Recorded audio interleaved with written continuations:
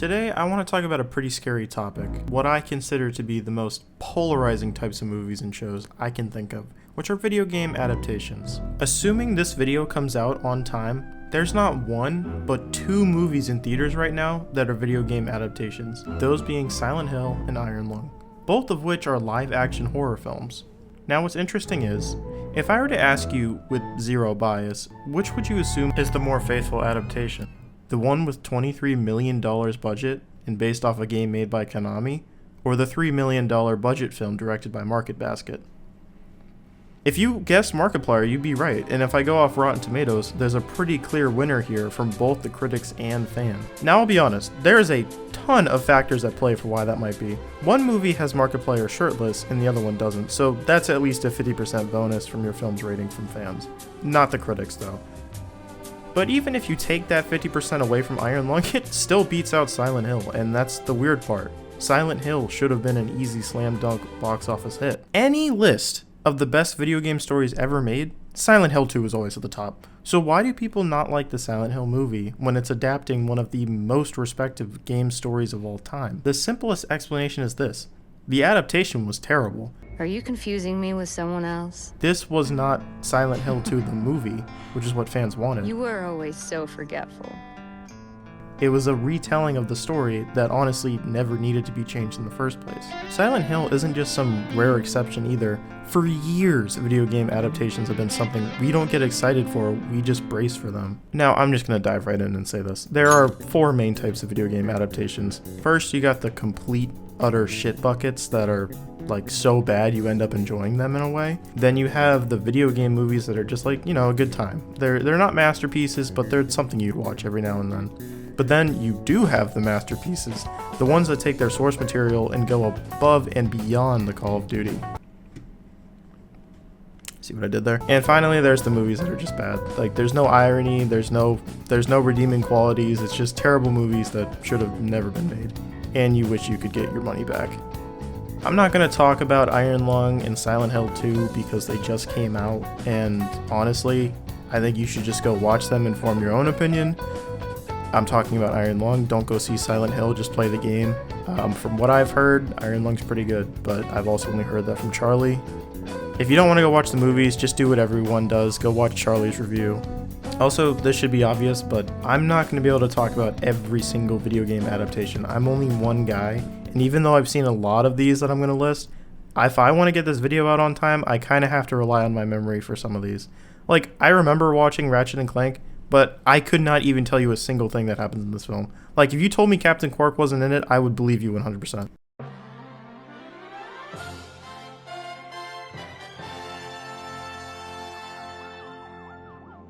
I wanted to start off with the first adaptation I ever saw, the Super Mario Bros. Super Show on VCR. Yeah, have fun trying to figure out how old I am now. This is the perfect example of 90s adaptation, trying to make something out of nothing.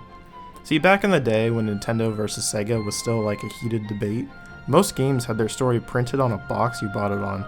You kinda had to fill in the blanks. If you were lucky, the manual would give you more, but mostly you were on your own. Each episode started with Mario and Luigi in a kind of Seinfeld-like Bronx setting, witty banter and all. Yo, you gonna eat that entire pepperoni pizza? I'm saving room for supper. Here, bon appetit. Grazie, Mario. Hey. Then about a quarter of the way in, it shifted to an animated story, sometimes completely unrelated to the live action, before switching back to finish the episode. Also, it was unique in the fact that it showed an ad during the show about another animated series, The Legend of Zelda. What are you looking for? Something to clean the coal up with. Here you go. A lint brush? Got any other good ideas? Yeah, how about showing us some scenes from the next Legend of Zelda? Good idea.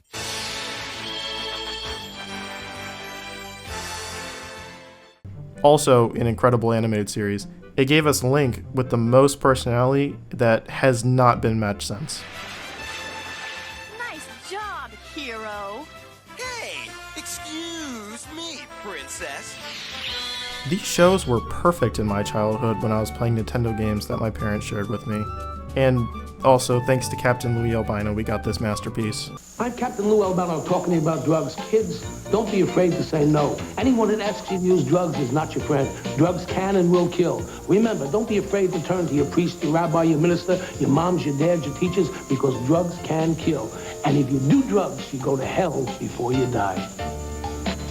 Please. I actually grew up with these messages back in the day of anti-drugs with my television shows, and no show is more iconic in this department than Sonic the Hedgehog. I don't have much to say about this one, other than it was a great adaptation of limited source material. It also gave us this image of Tails that has been my icon on multiple things right now, and was actually almost the icon for this channel. Sonic is no stranger to adaptation, and is actually the only character to fit in all 4 of these categories. Before I continue on him though, I have more than I want to talk about. Before I get into movies, I want to talk about a few more shows that I get heard tossed around in terms of best adaptation, and one of those is the Fallout series. I'll be honest, I gave it a watch and I can understand why. See, the cool thing about Fallout is that you can pretty much do whatever you want, to my understanding. You could be an upstanding citizen, be lawfully good, or just kill indiscriminately if you want. The writers must know this because this is a show with multiple protagonists in the show. And they're all at different areas of moral goodness. We have representation for morally good players, the ones with no rules. Fuck! You can't treat people like this Yeah, why's that? because of the golden rule. I won't lie, I actually started thinking about giving Fallout another chance after watching this, and that says something a lot in itself. Arcane is also in this boat. It's a really great show, but holy shit, I will never touch League of Legends. So you guys are gonna have to tell me if this is a good adaptation or not. Because even if Arcane is a great show, it can still be a bad adaptation. For all I know, League of Legends can be the most cut and dry, bare bones strategy game, and Arcane's adaptation of the characters could be super inaccurate, making for a good show, but a bad adaptation. However, I do know that this is the case for Devil May Cry. I actually was one of the many people whose introduction to Devil May Cry was the anime that came out last year, and I honestly enjoyed it a lot. I thought the fight scenes were incredible, the music choice brought back the classic emo from the 2000s that I missed, and I also discovered that Lady is like super hot. But then I played Devil May Cry 5 and realized how much the show could not be any more different from its source material. Lady in the show and Lady in the games are 2 entirely different characters. You got who now, motherfucker? Even that thing should have trouble healing from a bomb going off in its fucking neck. Damn! Fucking Helen. Who the fuck was this dumb fuck devil? Get this carrot munching motherfucker kind of fucked up demon bull. Shit. Hey, honey. Need assistance? What the hell's your problem? You trying to kill me? If you want a bitch, blame it on Lady. She's behind the wheel. And from the 2 voice lines from Virgil we've gotten, it's safe to assume he's going to be completely mistaken and mischaracterized as well. I'm not going to say the show was terrible, because there was a time when I loved it so much it made me want to play the games, but in terms of adaptation, this may just be the worst adaptation for a game. Shit, they didn't even get the hair right. Now that I've talked about a few heavy hitters in the show business, let's speed through a few. Cuphead, solid pick. Sonic Prime, great fight scenes, terrible last season. The Donkey Kong show is a great example of so bad it's good. A lot of that is due to its animation style. I think they based this entire show on the box art for Donkey Kong Country, and I'm not entirely sure why. I'm gonna go ahead and say it. This is a bad adaptation. When the fuck has Sonic ever played an instrument before or after this? Also, yes, the intro is iconic, I get that. Triplet spawn. But can any of you guys tell me a singular plot of an episode? Like one plot point, please. I don't remember a single one. Sonic Boom is going into It's So Bad It's Funny, but I do need to disclaim that this is a very, very rare instance of a show being better than the game it's based on. Like, do not play Sonic Boom if you can help it, but the show is actually really funny. This time. Feed it a chili dog. Everyone loves chili dogs. I don't think he can eat solid food. Well, then put it in the blender. Well, if you say so. The moment they decided Chief needs to take off his helmet to show emotion, and I'm doing air quotes here, was what cemented that this is a bad pick for me. I always just bring up The Amazing Spider-Man 2 when this argument gets brought up, because it's such a dumb argument to say that you can't show emotion through a mask. Knock, knock. Mr. Criminal. Hey, my name is Spider-Man. You can call me Webhead, you can call me amazing, just don't call me late for dinner, you get it? The Persona animes are good examples of extremely good and accurate adaptations of games into shows. I would crown Persona 5 as the weakest of the three, but that's only because of how rushed it feels. I mean, Persona 3 had 4 movies of content, whereas Persona 5 is an 80-hour game that they tried to fit in 24 episodes. It's going to result in some rushing, so I don't really think they're to blame for that. Video game shows have been around since 1982, with Pac-Man being the first instance. This is most likely due to the nature of TV shows in general being seen as more of a thing for kids and being cheaper to produce than a full movie. I mean, just look at Markiplier as our beginning example. He's made tons of TV shows, and only now is he making a movie. It wasn't until around the 2000s when video games seriously started to creep their way into theaters. That's not to say there weren't attempts before that, it just didn't really kick off until the 2000s. They're brothers. They're plumbers. Oh no. Mario! Luigi! They're on the trail of a kidnapped princess and a mystical meteorite. Let me ask you something. From that snippet, could you point out Bowser? Like, genuinely, did you notice him? No, you didn't see the giant turtle with fire coming out of his ass? That's my mistake. See, I forgot to mention that this is Bowser. I'd address the other flaws this movie makes, but I think this pretty much sums it up. Get me the rock! Doom is actually insane to me because they tried to make this a movie. They became responsible for one of the most annoying tropes in adaptation for pretty much everything, not just games. You know how annoying it is to watch a film only for the protagonist to get their famous, most recognizable skills in the last parts of the movie? I'm gonna go ahead and say that Doom is the reason behind that.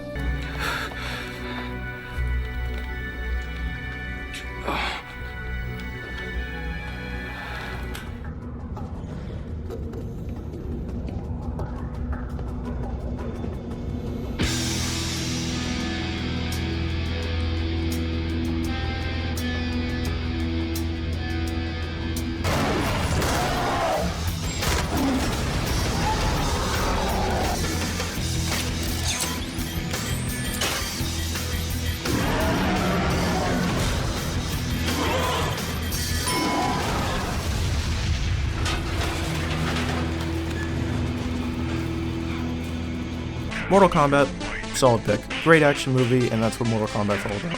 However, the reason I'm putting this in masterpiece category is because the final fight ends with the iconic song playing in the background.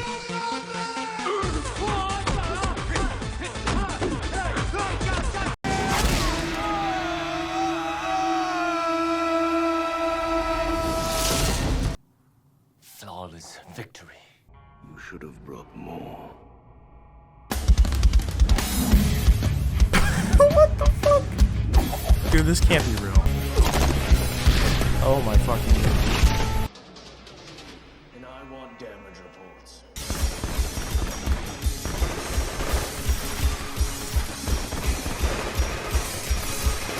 The memeability of a film can also hold a lot of weight in keeping its relevancy alive and well, and that also helps these adaptations escape the bad tier.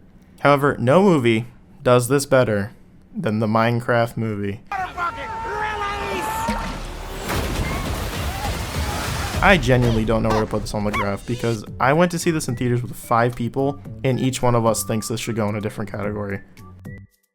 I personally think it's a masterpiece of adaptation and deserves to be up alongside these guys. I have another friend who just had a good time with the film and thinks it's alright. Another friend was high as shit and thought it was so bad it was funny. And another friend wished they were smoking what that guy was smoking because they wanted a refund. However, the 5th friend actually had an opinion different from all of us.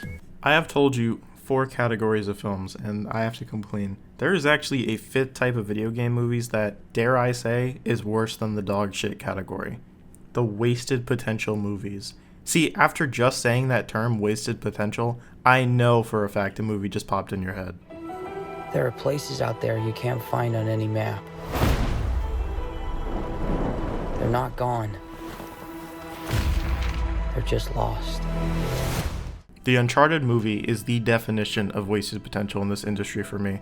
This was easily one of the greatest pulls for a video game movie, and the end result does not live up to Nathan Drake's legacy. However, don't get me wrong, this is still a great action film, it's just not a great Uncharted film. And that's the main issue. This movie has a shit ton of action. It feels like the writers just watched trailers for every Uncharted game, picked the biggest set pieces from each one, and then stitched them together into a 2-hour highlight reel. There's so much action that it completely squeezes out what actually makes Uncharted special. The importance of Uncharted and its replayability comes from the momentous quality of its character writing and interactions between characters. While there is action in Uncharted games, Uncharted uses action to reveal character, while the movie uses action to replace the character entirely.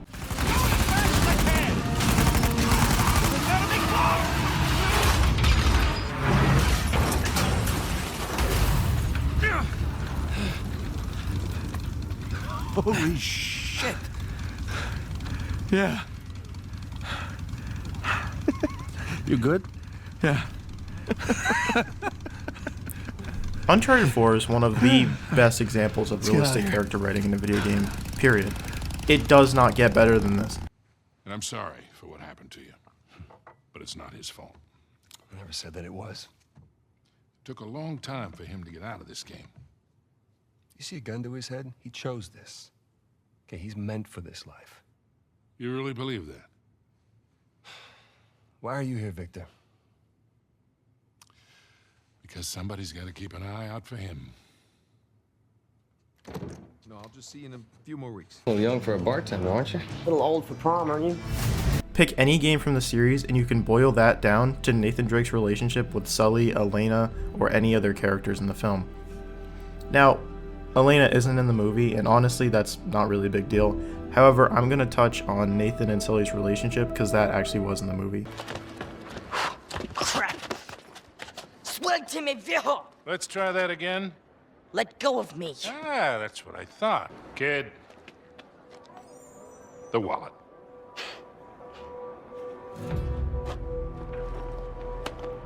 Had to try.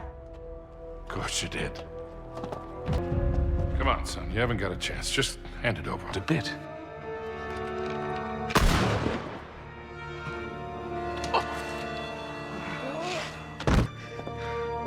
Come on. You're okay, kid. We're safe here. Go on. Suit yourself. In the game, Sully is this ruthless con man who slowly becomes a father figure to Nathan. He always has a soft spot for him, and that relationship is the emotional backbone of the series. But you can't tell that story when they meet for the first time, Nathan's already a grown-ass man, and Sully isn't even that old. She was the right mark. Don't know what you're talking about. Sure you do. See you going slow, playing it safe, not lifting too much at once. I mean, stop me if I'm wrong. Well, you're wrong. And we're also closed, so take off. Victor Sullivan. You can call me Sully. You can't have it both ways. Either give us kid Nathan and a younger Sully, or adult Nathan and an older Sully years into their partnership. Changing their ages completely breaks the foundation of their relationship. I get what they were trying to do here. They're not slick. Tom Holland was popular at the time. You could argue he still is.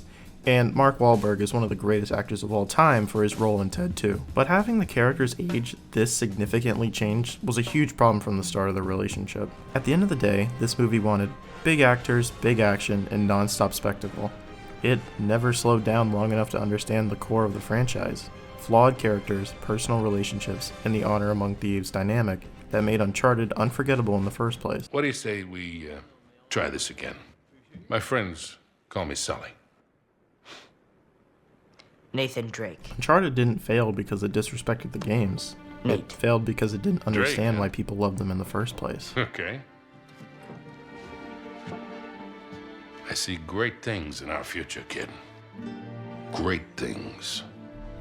The 2018 live-action Pokemon movie. The reason I'm bringing this up here is because Detective Pikachu is the complete opposite of Uncharted. When Uncharted had everything going for it and still fumbled, Detective Pikachu had zero business being this good, and somehow ended up being one of the most successful standalone video game adaptations we've ever gotten. In my opinion, Detective Pikachu succeeds for the exact reasons Uncharted fails. Uncharted had a beloved story, iconic characters, and decades of goodwill, and misunderstood what made the franchise special. Detective Pikachu had none of that.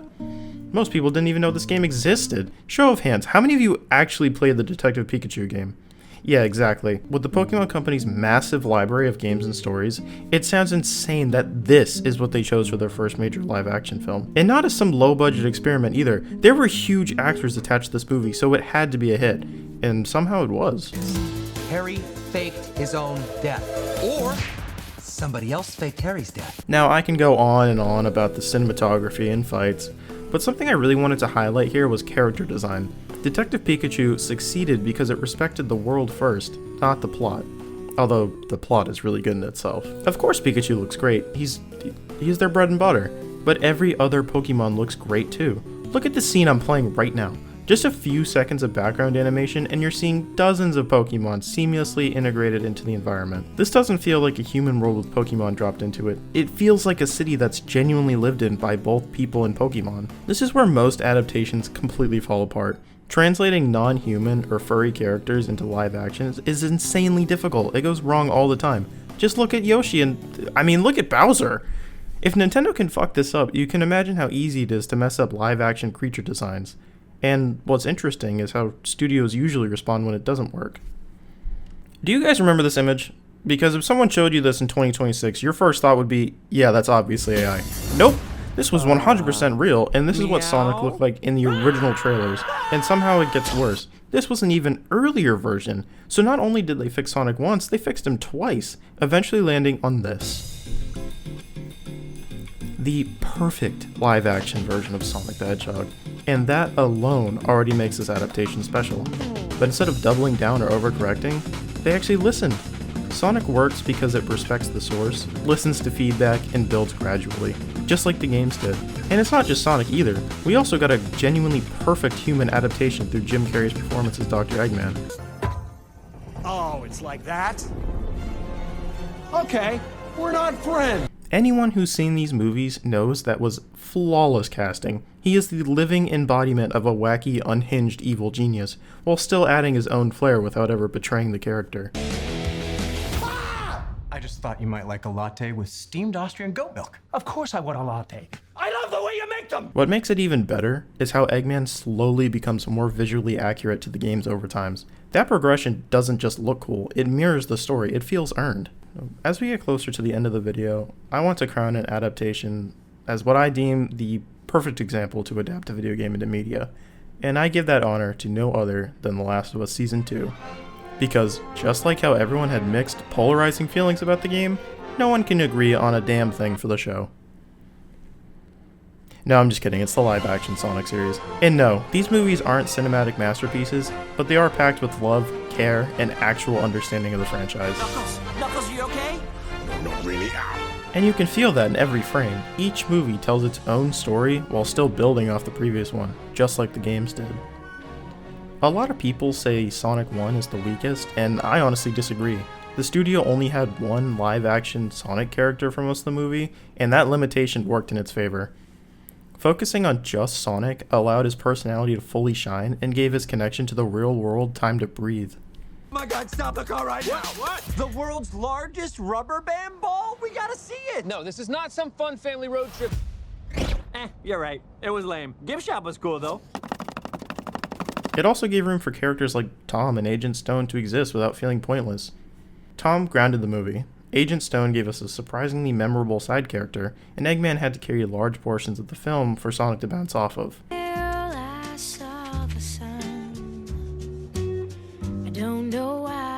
Doctor, where are you?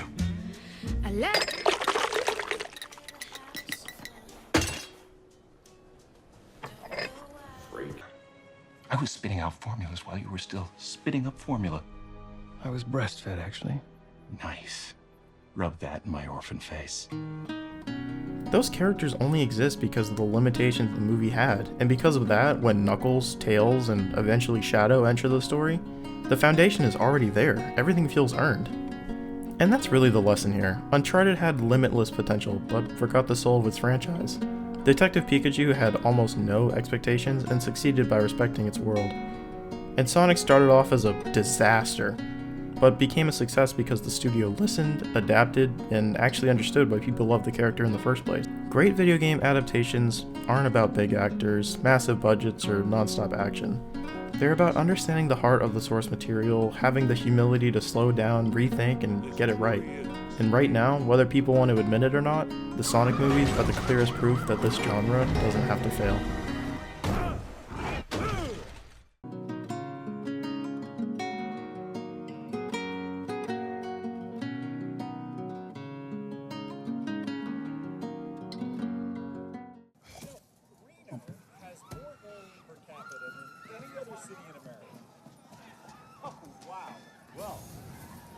Oh no! If they somehow fuck up The Legend of Zelda, I'm gonna riot, dude.